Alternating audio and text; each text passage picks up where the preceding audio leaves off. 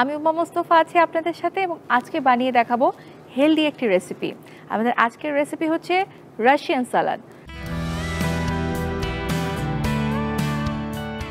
আমার এই রাশিয়ান সালাদ তৈরি করার জন্য লাগছে কাজী ফার্মস কিচেনের সসেজেস, চিকেন সসেজেস।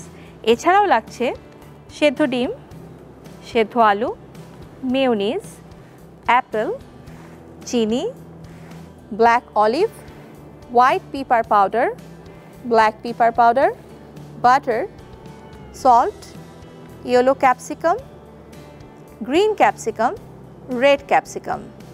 আমরা আজকে এই সসেজেসগুলোকে তেলে ভাজবো না, একটু বাটারে সুন্দর মতন করে সাতে করে নিব।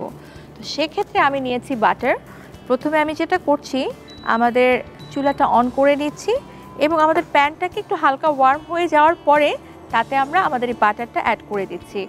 অনেকে মনে করেন বাটারটা আনহেলদি হবে, কিন্তু আমাদের প্রতিদিনের মেইলে কিন্তু ফ্যাট কিংবা বাটার এটারও কিন্তু দরকার আছে। আমার প্যানটা গরম হয়ে গেছে, এতে আমি দিয়ে দিচ্ছি বাটার।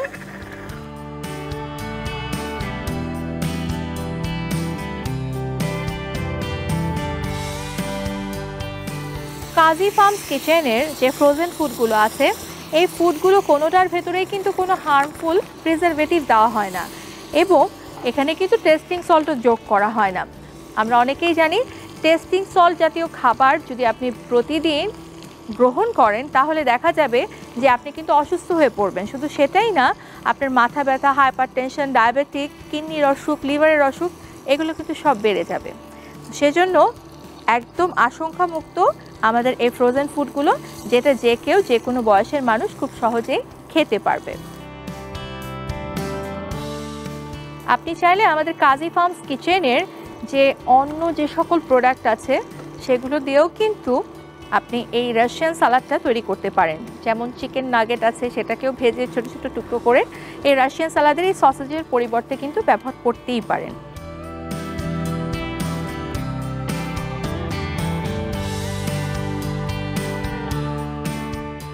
আমাদের মোটামুটি ভাজা শেষ হয়ে গেছে, এখন এগুলোকে আমি উঠিয়ে নিব।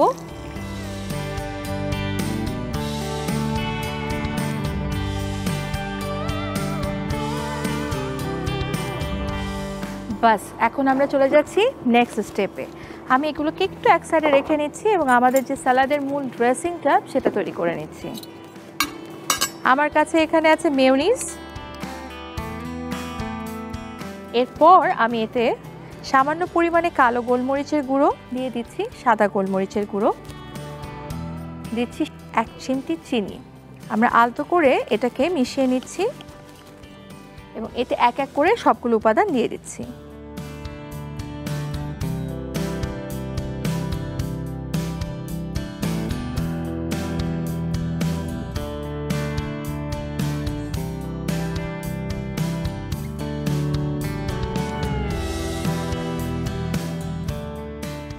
মোটামুটি সুন্দর মতন আমরা এটাকে মিক্স করে ফেলেছি। এখন আমাদের যে কাজী ফার্মস কিচেনের সসেজেসগুলো ভাজা হয়েছিল সেগুলোকে সুন্দর মতন করে আমি চাক চাক করে কেটে নিব।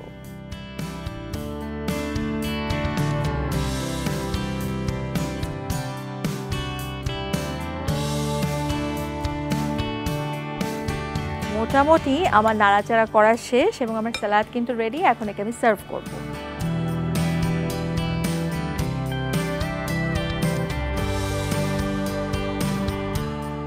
একদম উপরে আমি যেটা করছি, ব্ল্যাক অলিভ ঠিক একটা দিয়ে দিচ্ছি আর একদম 1 চিমটি পরিমাণে হোয়াইট পেপারটাকে একটু ছিটিয়ে দিচ্ছি টেস্টটাকে খুব সুন্দর মতন রিচ করার জন্য।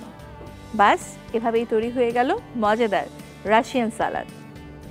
আশা করি আজকের রেসিপিটি আপনাদের ভালো লেগেছে।